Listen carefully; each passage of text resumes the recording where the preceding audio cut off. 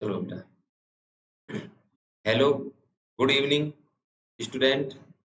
आप सबका स्वागत है बेटा बीएनपी नर्सिंग क्लासेस में। एक बार फिर बेटा आपके साथ ओबीजी एमसीक्यू सेशन के साथ रूबरू हो रहे हैं। ठीक है, आज का जैसा कि दिख रहा है बेटा आपका पहला क्वेश्चन आप लोगों की स्क्रीन पर बेटा। ठीक है, क्वेश्चन को पढ़ें और आंसर दें। क्वेश्चन स्टैंडर्ड है बेटा, ध्यान रखना। एक से एक क्वेश्चन स्टैंडर्ड है जो अपकमिंग नॉर्सेट एग्जाम के लिए बहुत ज्यादा इंपॉर्टेंट साबित होगा। ठीक है, आज का जो पहला क्वेश्चन है वो क्या है, एक बार क्वेश्चन को पढ़ लेते हैं, आंसर बाद में देखते हैं बेटा। ठीक है, तो पहला क्वेश्चन है बेटा, primary health care provider prescribe. Question को पढ़ना बेटा बड़े ध्यान से कि primary health care provider prescribe whole blood replacement for multi gravid client with abruptio placentae. मतलब कि जो प्रेग्नेंट फीमेल है बेटा उसको कौन सी कंडीशन है, एब्रुप्सो प्लेसेंटाई की, और जो डॉक्टर है वो उसको क्या प्रेस्क्राइब कर रहा है, ब्लड रिप्लेसमेंट क्या कर रहा है, प्रेस्क्राइब कर रहा है। बिफोर एडमिनिस्टर करने से पहले किसको बेटा, ब्लड को एडमिनिस्टर करने से पहले नर्स सबसे पहले क्या करेगी। ठीक है बेटा, सिर्फ आपसे बेटा देखो, जैसा कि आपने देखा होगा जो एक नोटिस बेटा, ठीक है, एक नोटिस बहुत वायरल हो रहा है जो एम्स दिल्ली ने डाला है। ठीक है, एम्स दिल्ली ने डाला है कि भाई कुछ क्वेश्चन यहाँ, अब जो एग्जाम होगा नॉर्सेट का उसमें कुछ क्वेश्चन बेटा कैसे आएंगे, सिनेरियो बेस आएंगे। कैसे आएंगे बेटा, सिनेरियो बेस आएंगे, ध्यान रखना। अब सिनेरियो बेस क्वेश्चन कैसे होते हैं कि भाई एक कोई भी कंडीशन दे देगा, कंडीशन देने के बाद ठीक है आपसे क्या पूछ लेगा, नर्सिंग प्रायोरिटी पूछ सकता है, ठीक है, ट्रीटमेंट पूछ सकता है, ठीक है बेटा, प्रायोरिटी पूछ सकते हैं। ठीक है, मतलब कौन सी चीज पहले करोगे। ठीक है, तो ये सब सिनेरियो बेस होता है, ये कोई अलग से नोटिस नहीं, पहले भी ऐसे ही क्वेश्चन आते थे। ठीक है, सिर्फ बेटा क्या है कि एक स्टूडेंट को गुमराह करने की चीज होती है, ध्यान रखना, नहीं तो सेम एग्जाम का जो बेटा पैटर्न है वही रहेगा जो बेटा पहले था। ठीक है, तो घबराने की इसमें बेटा कोई बात नहीं है। ठीक है, तो क्वेश्चन बढ़िया है। क्वेश्चन बेटा ध्यान रखना, ये एब्रुप्सो प्लेसेंटाई का क्वेश्चन नहीं, ये क्वेश्चन किसका है, ब्लड ट्रांसफ्यूजन का है बेटा। किसका है, ब्लड ट्रांसफ्यूजन का। सिर्फ एक सिनेरियो बना दिया है कि एक मल्टीग्रेविड महिला है, उसको एब्रुप्शन प्लेसेंटाई हुआ है और उसको हम क्या प्रेस्क्राइब किया है डॉक्टर ने, ब्लड प्रेस्क्राइब ट्रांसफ्यूजन करने के लिए। ठीक है, अब कि ब्लड प्रोडक्ट को ट्रांसफ्यूज करने से पहले नर्स सबसे पहले क्या करती है, मतलब नर्स शुड फर्स्ट प्रायोरिटी पूछी है, तो इसमें फर्स्ट प्रायोरिटी देखते हैं बेटा क्या है। सबसे पहले डी ऑप्शन पढ़ते हैं बेटा, administered 100 ml of 5% dextrose solution intravenously. क्या मतलब कि ब्लड प्रेस्क्राइब करने, मतलब ब्लड एडमिनिस्टर करने से पहले 100 ml 5% डेस्टोज देती है, नहीं बेटा। डेस्टोज तो कभी ब्लड प्रोडक्ट के केस में बेटा देते ही नहीं है। क्या देते हैं हम, नॉर्मल सलाइन देते हैं। क्या देते हैं, नॉर्मल सलाइन कितने परसेंट, 0.9% वाली, जिसको आप क्या बोलते हो, आइसोटोनिक फ्लूइड बोलते हो। क्या बोलते हो डियर, आइसोटोनिक फ्लूइड बोला जाता है। ठीक है, तो यहाँ पर जो ये अपना डी ऑप्शन है ये तो क्या हो गया बेटा, गलत हो गया, क्योंकि इसमें 5% डेस्टोज है, लेकिन हम 5% डेस्टोज नहीं देते, हम क्या देते हैं, एनएस देते हैं बेटा 0.9%। ठीक है, सी ऑप्शन क्या है बेटा, ask the client if she has ever had any allergy. मतलब कि जो नर्स है वो किससे पूछती है, क्लाइंट से पूछती है कि कहीं आपको एलर्जी तो नहीं है ब्लड ट्रांसफ्यूजन से। बिल्कुल नहीं बेटा। अब एलर्जी का पता तो हमें कब लगेगा, नर्स को बेटा एलर्जी का पता कब लगेगा, 5 से 10 मिनट। कब बेटा, जब हमने ब्लड ट्रांसफ्यूजन की क्या किया बेटा, बिगिंस मतलब शुरुआत की है, तब हम क्या करते हैं उसको बेटा स्लो रेट पर चलाते हैं या नहीं चलाते, वो हम इसीलिए ही चलाते हैं कि कोई ट्रांसफ्यूजन रिएक्शन नहीं हो जाए। ठीक है, तो एलर्जी का पता हमें बेटा एडमिनिस्टर करने से पहले नहीं चलता, हमें कब चलता है एलर्जी का पता, जब हम 5 से 10 मिनट पहले 10 मिनट क्या चलाते हैं, ब्लड ट्रांसफ्यूजन को स्लो रेट में चलाते हैं। इसका मतलब सी ऑप्शन भी अपना क्या हो गया, खोटा हो गया। Next, check the vital sign before transfusing over 5 to 6 hour, मतलब कि ब्लड ट्रांसफ्यूजन करने से पहले हम पेशेंट के क्या चेक करते हैं, वाइटल साइन। बिल्कुल सही बात है, लेकिन 5 to 6 आवर पहले बिल्कुल नहीं बेटा। हम बेटा क्या करते हैं, जब ब्लड ट्रांसफ्यूजन करते हैं तो 5 से 10 मिनट में क्या चेक करते हैं, हम वाइटल साइन चेक करते रहते हैं। तो ये अपना ऑप्शन बी ऑप्शन भी क्या हो गया बेटा, खोटा हो गया। मतलब बी ऑप्शन नहीं है, सी ऑप्शन नहीं है और डी ऑप्शन नहीं है। अब हमारे पास क्या बचा, ए ऑप्शन अपना क्या होगा बेटा, राइट होगा। तो ए ऑप्शन क्या है, validate client information and the blood product with another nurse. बिल्कुल सही बात है कि एडमिनिस्टर करने से पहले आपको पता होगा कि जो ब्लड प्रोडक्ट होता है बेटा, ब्लड प्रोडक्ट जब हम ब्लड बैंक से इसको मंगाते हैं, ठीक है, ब्लड बैंक से जब हम इसको जब ब्लड को मंगाते हैं तब उस दौरान कितनी नर्स चेक करती हैं, 2 नर्स चेक करती हैं। आरएन नर्स, रजिस्टर्ड नर्स क्या करती हैं, चेक करती हैं, ध्यान रखना। तो एडमिनिस्टर करने से पहले हमें ब्लड प्रोडक्ट को क्या करना है, चेक करना है, और जो क्लाइंट की इंफॉर्मेशन है उसको क्या करना है, वैलिडेट करना पड़ेगा। इसलिए अपना A option is the right answer. ठीक है बेटा, क्वेश्चन सेशन करवाने का मेन पर्पज आंसर को लाना नहीं है बेटा, कि बाकी के 3 ऑप्शन क्यों हमारे राइट आंसर नहीं है, मेन पर्पज यही है, ध्यान रखना। तो इस क्वेश्चन को जो हमने किया तो हमने राइट आंसर को नहीं छांटा बेटा, हमने कौन से बाहर निकाले, जो गलत था वही हमने बाहर निकाला और अपना राइट आंसर क्या निकल के आ गया बेटा, A option is the right answer. समझ में बात आई बेटा?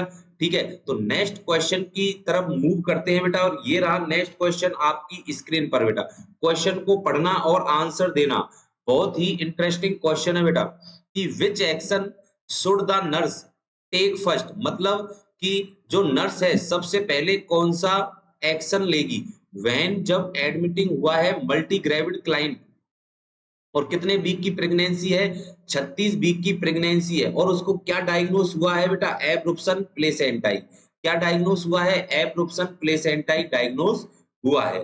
समझ में बात आ गई बेटा? क्वेश्चन को समझ में आया कि एक महिला है उसको डायग्नोस हुआ है एब्रुप्शन प्लेसेंटाई, 36 वीक की गेस्टेशन है। अब इस केस में सिर्फ ये पूछा है कि फर्स्ट, सबसे पहले नर्स फर्स्टली क्या करेगी, फर्स्ट ऑफ ऑल क्या करती है।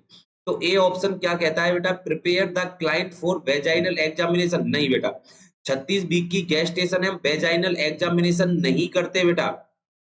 क्यों? क्योंकि एब्रुप्शन प्लेसेंटाई के केस में क्या होती है, सीवियर ब्लीडिंग होती है डियर।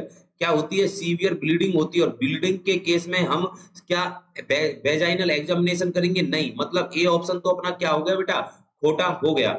नेक्स्ट बी ऑप्शन क्या कहता है, obtain a brief history form the client, मतलब क्लाइंट से हम क्या लेंगे, हिस्ट्री, मतलब उसके ब्लीडिंग हो रही है।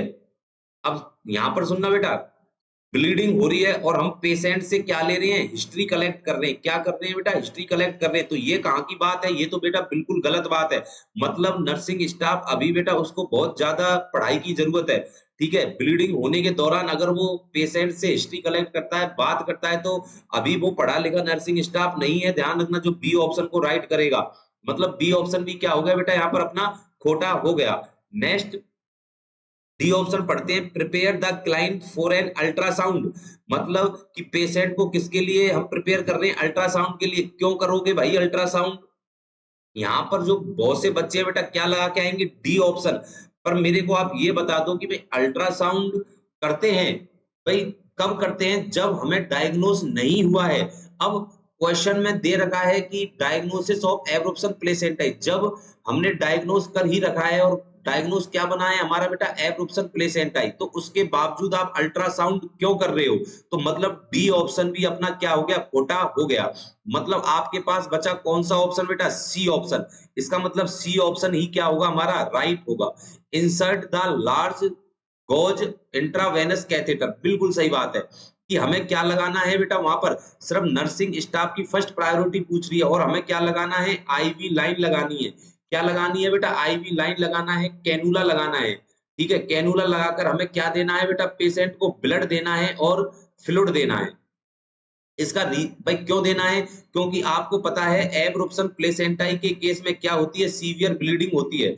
क्या होती है, सीवियर ब्लीडिंग होती है। तो सीवियर ब्लीडिंग से बचाने के लिए अब मान लो पेशेंट को कंटिन्यूअस सीवियर ब्लीडिंग होती रही और पेशेंट किस में चला जाएगा, शॉक में चला जाएगा। किस में चला जाएगा बेटा, शॉक में। और ब्लीडिंग अगर हुई तो उसको हम क्या बोलते हैं बेटा, उस शॉक को हाइपोवोलेमिक शॉक, क्या बोलते हैं डियर, हाइपोवोलेमिक शॉक बोला जाता है। और जो हाइपोवोलेमिक शॉक है, ठीक है, अब एग्जामिनर बेटा यहाँ से कई क्वेश्चन पूछता है कि अर्ली साइन सिम्टम क्या होगा।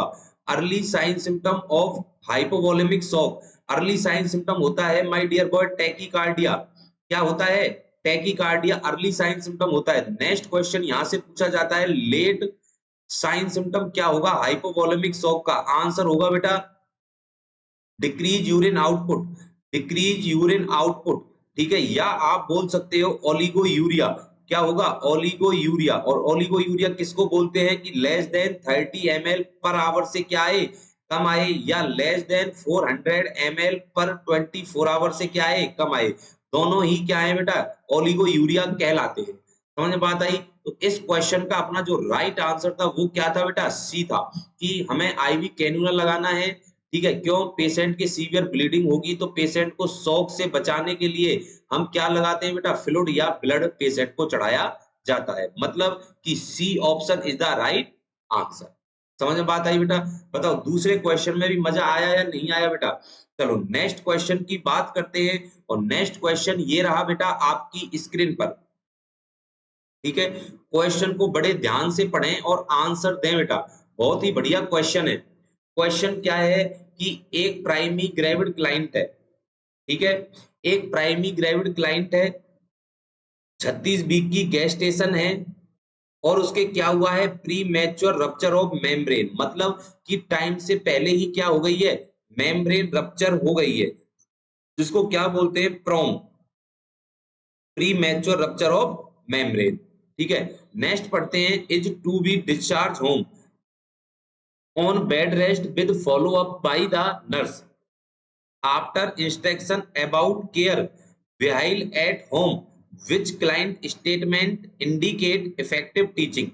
मतलब क्वेश्चन में ये पूछा गया है बेटा कि एक प्राइमरी ग्रेविड क्लाइंट है, 36 वीक की गेस्टेशन है और pre mature rupture of membrane उसको हुआ है। तो डिस्चार्ज बेड रेस्ट पर है बेटा वो, और कहां पर है, होम पर है, अपने घर पर है। ठीक है, तो इस क्वेश्चन की लास्ट लाइन में सिर्फ इतना पूछा गया है बेटा कि जो नर्स है, ठीक है, वो उसको टीचिंग देती है कि जब आपके प्रॉब्लम हो तब आपको क्या करना है, इन्फॉर्म करना है बेटा डॉक्टर को या फॉलो अप पर दिखाने आना है। ठीक है, तो ऐसी कौन सी कंडीशन होगी जो बेटा वो फॉलो अप पर डॉक्टर को दिखाने हॉस्पिटल में आएगी। ठीक है, तो पहला ऑप्शन, ए ऑप्शन क्या कहता है, it is permissible to douche if the fluid irrigate, ये बेटा इरीगेट है, ध्यान रखना, इरीगेट, ठीक है, इरीगेट माई वेजाइनल एरिया। मतलब इसमें ये पूछा है कि जब भी कोई क्या हो बेटा, वेजाइनल को हमें क्या करना है बेटा, फ्लूइड से, डच का मतलब होता है बेटा साफ करना। क्या होता है, साफ करना। कि अगर मान लो कि वेजाइना में कोई भी इरिटेशन हो, ठीक है, या कोई भी कंडीशन हो तो हमें फ्लूइड से उसको क्या करना है, साफ करना है। क्या इरिटेशन होने पर क्या हम उससे ये पूछेंगे कि भाई हमको कि यहाँ वेजाइनल जो एरिया है, रिप्रोडक्टिव जो एरिया है वो क्या करना है, साफ करना है या नहीं करना, नहीं बेटा। ठीक है, ये ऑप्शन तो अपना क्या हो गया, खोटा हो गया। दूसरा ऑप्शन क्या कहता है, I can take either a tub bath or a shower when I feel like it. मतलब कि हमको क्या करना है, टब बाथ और शावर बाथ लेना है, क्या इसके लिए कॉल करेगी, बिल्कुल नहीं बेटा। ऐसी कौन सी प्रॉब्लम है, आराम से नहा सकती है बेटा। ठीक है, C option, I should limit my fluid intake, बिल्कुल लिमिट में तो फ्लूइड लेना ही नहीं है बेटा। ठीक है, कंप्लीटली क्या लेना है बेटा, रेगुलर फ्लूइड लेना है और फुल अमाउंट में लेना है फ्लूइड बेटा, लिमिट नहीं लेना है। ठीक है, और हमें अगर महिला प्रेगनेंसी में है तो हमें तो फ्लूइड क्या लेना है बेटा, इंक्रीज ही करना पड़ेगा। ठीक है, तो सी ऑप्शन तो क्या हो गया बेटा, खोटा हो गया। मतलब कौन सा ऑप्शन बचा हमारे पास, डी ऑप्शन, और डी ऑप्शन ही अपना क्या होगा बेटा, राइट होगा। डी ऑप्शन को भी पढ़ लेते हैं एक बार। डी ऑप्शन क्या कहता है, I should contact, sorry, I should contact the health care provider if my temperature 100.4 degree Fahrenheit और हाइगर। बिल्कुल सही बात है बेटा। अगर pre mature rupture of membrane के दौरान बेटा अगर बॉडी का टेम्परेचर अगर क्या हो गया डियर, इंक्रीज हो गया, और कितना इंक्रीज मतलब मोर देन 100.4 डिग्री फारेनहाइट से ज्यादा हो गया, तो उस कंडीशन में बेटा, उस कंडीशन में हमें क्या करना है, डॉक्टर को इन्फॉर्म करना पड़ेगा बेटा। किसको इन्फॉर्म करना पड़ेगा? डॉक्टर को इन्फॉर्म करना पड़ेगा। ठीक है, तो D option is the right answer होगा बेटा। समझ में बात आई बेटा? चलो, जो ये 3 क्वेश्चन है बेटा बहुत ज्यादा इंपॉर्टेंट है। ठीक है, नेक्स्ट क्वेश्चन की तरफ मूव करते हैं, और ये रहा नेक्स्ट क्वेश्चन बेटा आपकी स्क्रीन पर। क्वेश्चन को पढ़ें और आंसर दें बेटा। ठीक है, क्वेश्चन सरल है, इतना कठिन नहीं है बेटा। क्वेश्चन को पढ़ो और आंसर देना है बेटा इसका, कि a multi gravid client diagnose probable rupture ectopic pregnancy, मतलब जो एक्टोपिक प्रेगनेंसी है वो क्या हो गई है, रप्चर हो गई है बेटा, ये डायग्नोस बना हुआ है। शेड्यूल फॉर इमरजेंसी सर्जरी, और सर्जरी के लिए क्या कर रहे हैं, शेड्यूल बना रहे हैं। In addition to monitoring the client blood pressure. ठीक है, और उसका क्या कर रहे हैं बेटा, सर्जरी से पहले ब्लड प्रेशर हमने क्या किया है, चेक किया है नर्स ने। Which factor is most important for the nurse to assess, मतलब बीपी के अलावा कौन सा अदर साइन सिम्टम या फैक्टर को असेस करेगी बेटा, कौन, नर्सिंग स्टाफ। ठीक है बेटा, तो या यूट्राइन क्रैम्पिंग, मतलब यूट्राइन कॉन्ट्रैक्शन आ रहे हैं या नहीं आ रहे, इसको चेक करेगी? नहीं बेटा, यूट्राइन क्रैम्प को चेक नहीं करती। एब्डोमिनल डिस्टेंशन को बिल्कुल नहीं बेटा, एब्डोमिनल डिस्टेंशन को भी चेक नहीं करते। हीमोग्लोबिन एंड हिमेटोक्रेट, हीमोग्लोबिन और हिमेटोक्रेट बेटा, जैसे कि मैंने आपको बताया कि मान लो कि आरबीसी क्या हो गई है, डेस्ट्रैक्ट हो गई है। ठीक है, या किसी महिला को क्या हुआ है, एनीमिया हुआ है, तो उस दौरान हम क्या चेक करते हैं बेटा, हीमोग्लोबिन एंड हिमेटोक्रेट लेवल चेक किया जाता है। ठीक है, और तो अपने सी ऑप्शन भी क्या हो गया बेटा, खोटा हो गया। तो अपने पास कौन सा ऑप्शन बचा बेटा, D option is the right answer. D option is the right answer, मतलब कि एक बात बताओ, अगर एक्टोपिक प्रेगनेंसी बेटा रप्चर हुई, सबसे पहले तो आपको ये पता होना चाहिए बेटा कि एक्टोपिक प्रेगनेंसी बोलते किसको हैं। तो एक्टोपिक प्रेगनेंसी बोलते हैं बेटा, सीधी सी बात है। ठीक है, सीएचओ के लिए यहां से बेटा क्वेश्चन भी बनता है ये, कि एक्टोपिक प्रेगनेंसी वो होती है कि अगर इम्प्लांटेशन, ठीक है बेटा, अगर नॉर्मल जगह पर ना होकर, नॉर्मल जगह पर ना होकर कहां पर हो जाए बेटा, एब नॉर्मल साइट पर हो जाए। कहां पर हो जाए, एब नॉर्मल साइट पर। इट मींस, एक चीज देखना बेटा, सॉरी, ठीक है, जो एक्टोपिक प्रेगनेंसी होती है बेटा, एक्टोपिक जो प्रेगनेंसी होती है,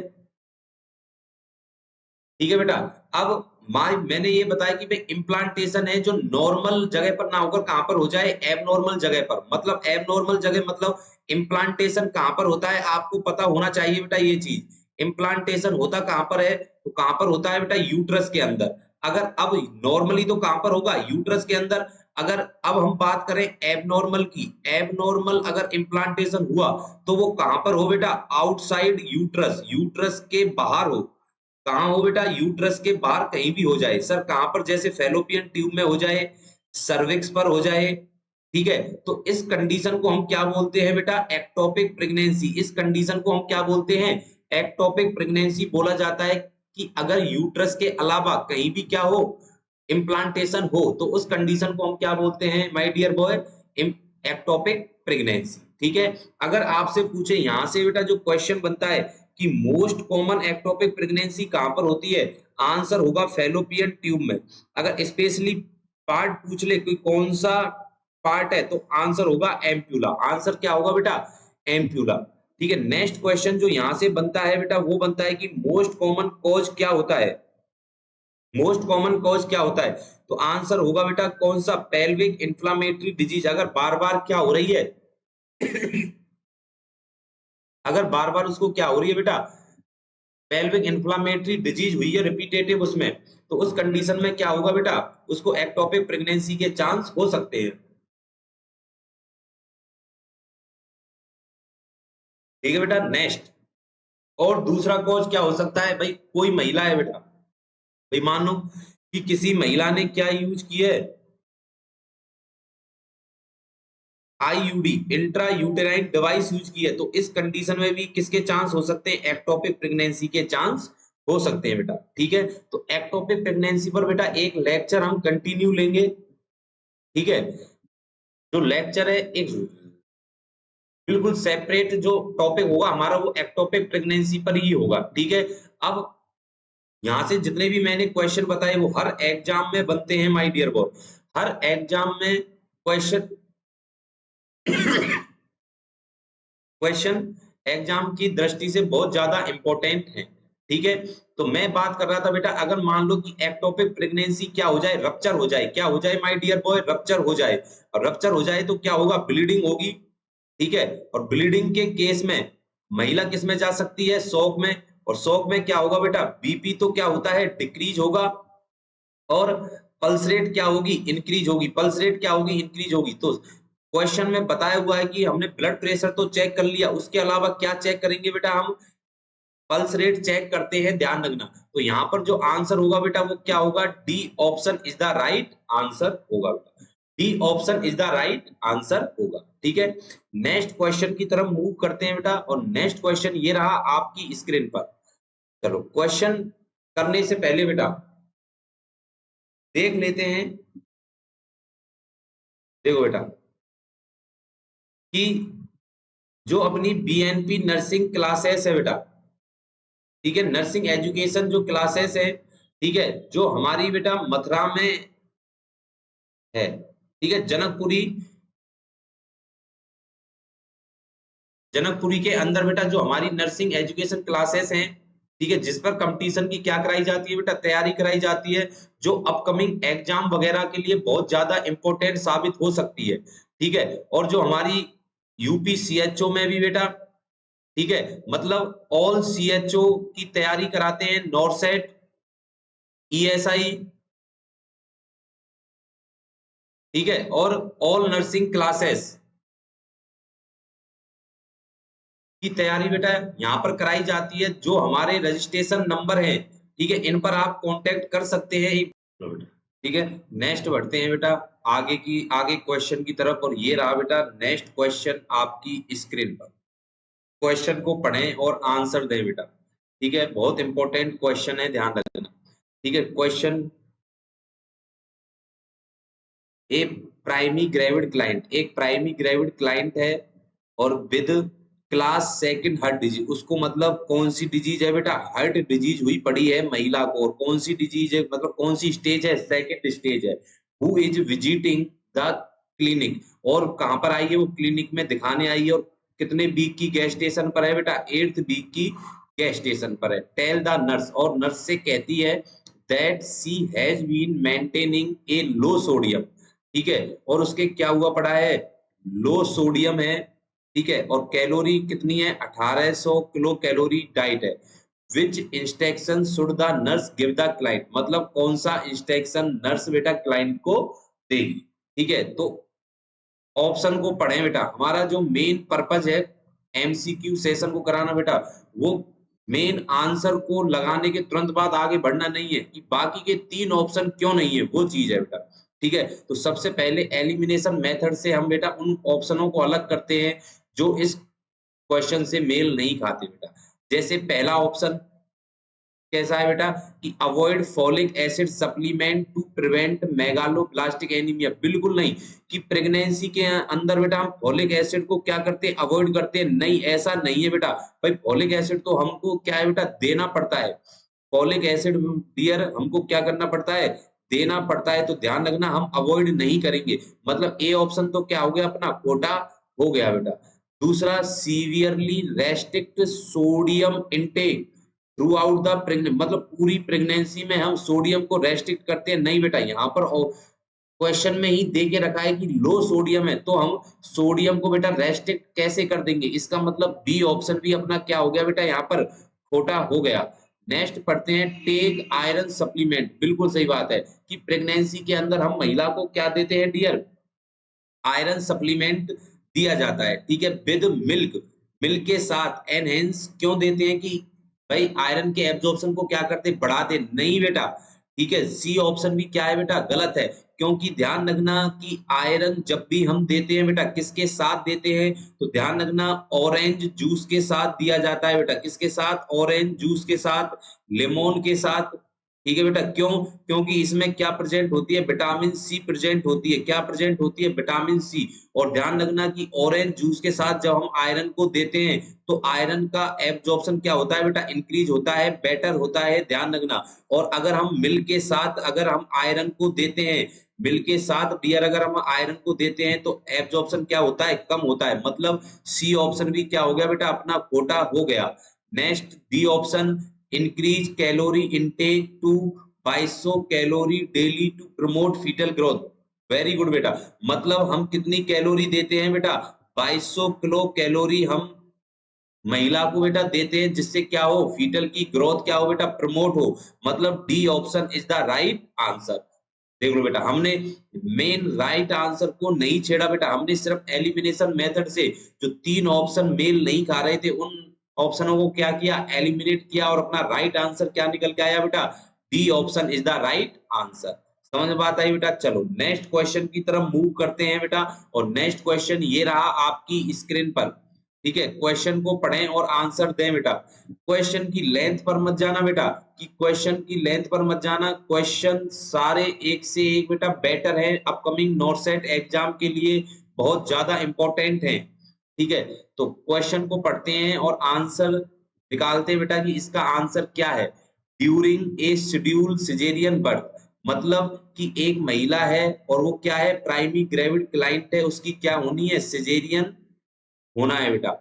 विद ए फीटस, और उसकी जो प्रेगनेंसी है कितने वीक की है, 39 वीक की क्या है बेटा, प्रेगनेंसी है। और जो बच्चा है, जो फीटस है, वो किस प्रेजेंटेशन में है, ब्रीच प्रेजेंटेशन में है।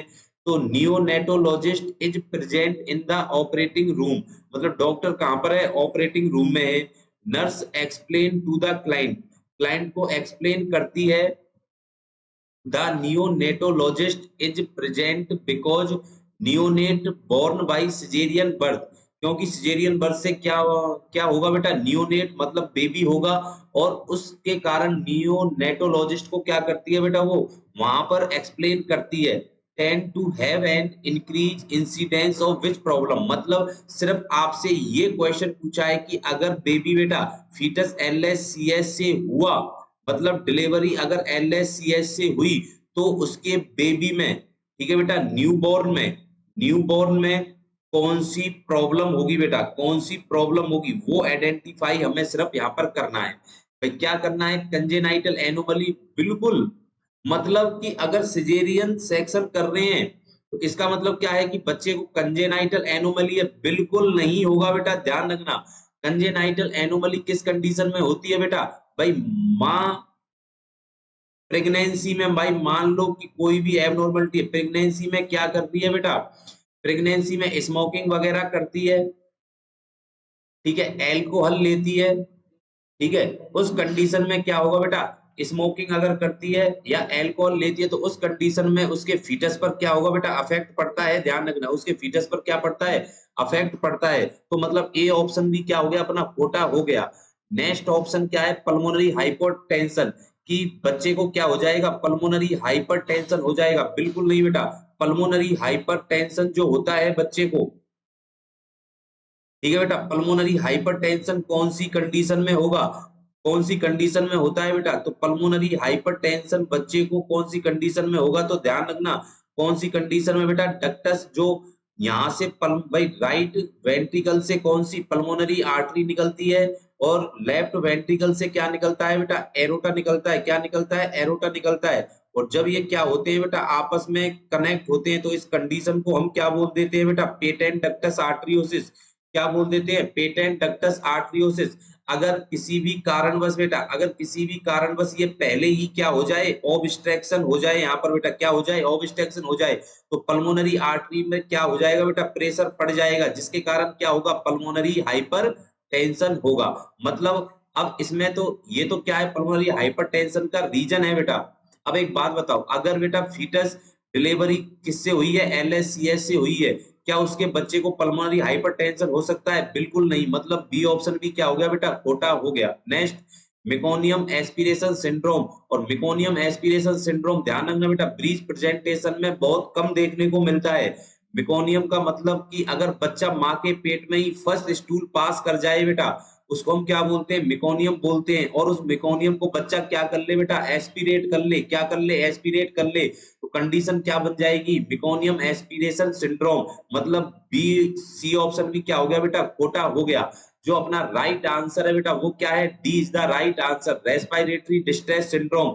मतलब अगर बेबी बेटा फीटस अगर एलएससीएस से हुआ तो उसके बच्चे में क्या हो सकता है, रेस्पिरेटरी डिस्ट्रेस सिंड्रोम हो सकता है। क्यों, क्योंकि अगर नॉर्मल डिलीवरी होती है डियर, नॉर्मल डिलीवरी अगर होती है तो माँ भी क्या लगाती है बेटा, प्रेशर लगाती है, और फीटस भी क्या लगाता है, प्रेशर लगाता है। जो उसके लंग्स में एमनियोटिक फ्लूइड वगैरह होता है बेटा वो कहां पर आ जाता है, बाहर आ जाता है। लेकिन अगर एलएससीएस हुआ ना तो माँ ने ही जोर लगाया ना ही बच्चे ने ही जोर लगाया। अगर माँ भी जोर नहीं लगाएगी और बच्चा भी जोर नहीं लगाएगा, मतलब जो फ्लूइड है वो बाहर नहीं निकलेगा, और बच्चे को फीटस को क्या हो जाएगा, रेस्पिरेटरी डिस्ट्रेस सिंड्रोम। इसीलिए ध्यान रखना बेटा कि अगर किसी के नॉर्मल डिलीवरी होती है तो उसके बच्चे को क्या होने के चांस रहते हैं, रेस्पिरेटरी डिस्ट्रेस सिंड्रोम कॉमनली होने के चांस रहते हैं बेटा। मतलब डी ऑप्शन क्या हो गया बेटा, अपना राइट आंसर हो गया। D option is the right answer. ठीक है बेटा, तो ये थे अपने जो क्वेश्चन बेटा। नेक्स्ट क्वेश्चन की तरफ मूव करते हैं, और ये रहा नेक्स्ट क्वेश्चन बेटा आपकी स्क्रीन पर। क्वेश्चन स्टैंडर्ड है बेटा, ध्यान रखना, और इंपॉर्टेंट क्वेश्चन है। क्वेश्चन को पढ़ते हैं।